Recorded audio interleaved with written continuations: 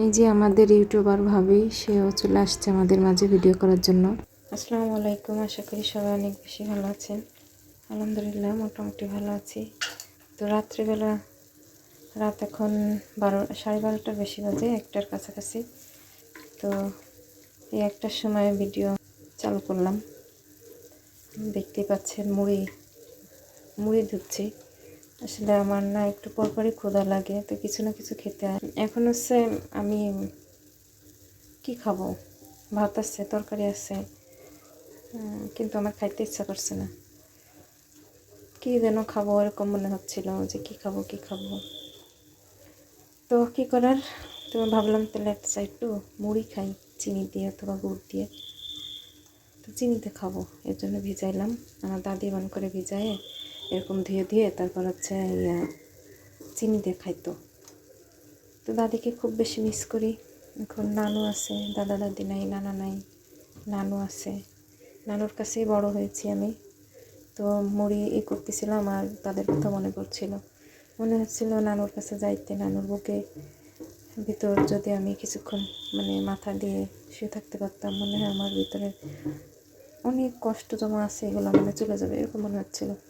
কেন যেন বাচ্চা দুটারে অনেক চিল্লায় ঘুম পাড়াইলাম। তা ছোটো মেয়েটা হচ্ছে ঘুমাইতেই চায়। ক্যামেরা অফ করে মেয়ে ছোটোটা উঠে গিয়েছিল, ওখানে গেছিলাম। বাইরে পাহারাদার বাঁশি দিচ্ছে, বাঁশির শব্দে উঠে যাচ্ছিল, তাই ওখানে গিয়েছিলাম। তো এই যে মুড়ি হচ্ছে ধোয়া টোয়া শেষ। তো যেটা বলছিলাম, নানুর কাছে খুব যাইতে ইচ্ছা করছিল। মেয়ে দিয়ে দুটাকে তো চিল্লায়ে, ছোটটা তো আসলে মাত্র ছোট, 5 মাস যায়, এই যে হচ্ছে 2-3 দিন হয়েছে, 6 মাস পড়ছে। তো তো আর চিল্লানো বোঝে না। তো বরটাকে অনেক চিল্লায় তারপর হচ্ছে ওকে ঘুম পাড়াইছি, ঘুমাইতেই চায় না। আর এই যে আমি চিনি নিয়ে বসছি, ওদিকে মেয়ে উঠে গেছিলো, আবার মাঝে ওখানে গেলাম। তো চিনিটা রাখি। আসলে বাচ্চা দুইটা নিয়ে আমি একা পারি না সামলাইতে, ওর তো ওরকমভাবে গোছানো নাই, কি করব। আর আমি অত বেশি বড় লোক না, দিন আনি দিন খায়ের মতো। তো এই যে নানু, ওর কথা বলতেছিলাম, নানুর কাছে আমি বড় হয়েছি। নানু বাড়িতে আমি ছিলাম, আসলে বড় হয়েছি নানু বাড়িতে। তো নানুর কথা খুব এখন মনে পড়ছিল। দাদির সাথে সবসময় থাকতাম, যখন বাড়িতে থাকতাম, বাড়িতে যাইতাম স্কুল বন্ধ হলে, তখন হচ্ছে দাদির সাথে সবসময় থাকছি। তো দাদিকে খুব মনে পড়ে। দাদা খবর তো জানি না, আসলে দাদা নাকি আমাকে অনেক বেশি ভালোবাসতো, অনেক আদর করতো, কিন্তু আমার তো মনে নেই, জানি না। আমি একদম 1-2 মাস ওই সময় নাকি দাদা মারা গেছে। তো খাচ্ছি আর ভিডিও করছি। এই যে দেখুন, আমরা পিকনিক করছিলাম, ওটা তরকারি আছে, ভাত আছে, এখানে পিঠা আছে, এখানে পিঠা। তো আসলে আমার খাইতে ইচ্ছা করতেছে না ওগুলো, এই জন্য এটা নিলাম। তো এটা খাচ্ছি আর ক্যামেরা বন্দি করছি।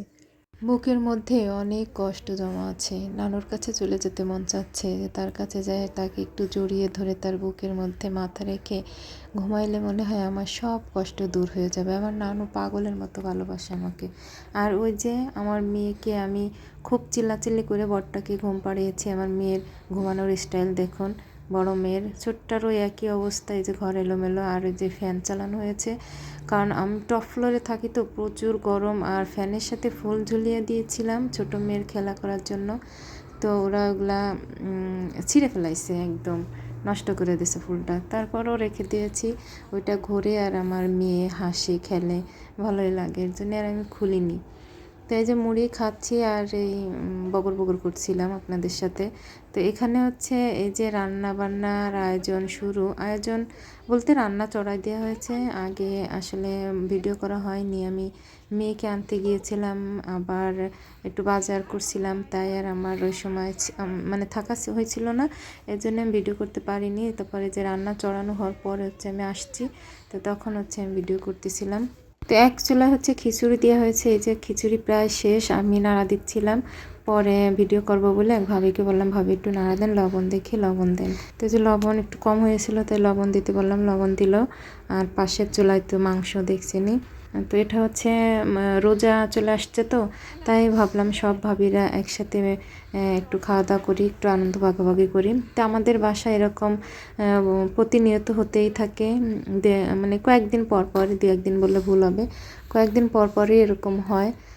তো মেয়ের পাশে তো আমি, তো মেয়ে ঘুমাচ্ছে, শব্দ হচ্ছে। আর এই যে রান্নাবান্না শেষ, খাওয়া দাওয়ার পর্ব শুরু হয়ে গিয়েছে। তো এখানে হচ্ছে আমি ভাগ করছি, সবাই আমাকে দিয়ে ভাগ করালো।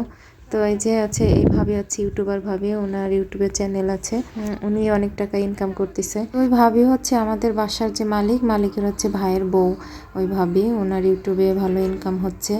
তো আমাদের ভিডিওটা আজ কেমন হলো, যদি ভালো লাগে অবশ্যই লাইক কমেন্ট শেয়ার করবেন। সবাই ভালো থাকবেন, সুস্থ থাকবেন। আর এ পর্যন্তই, আল্লাহ হাফেজ।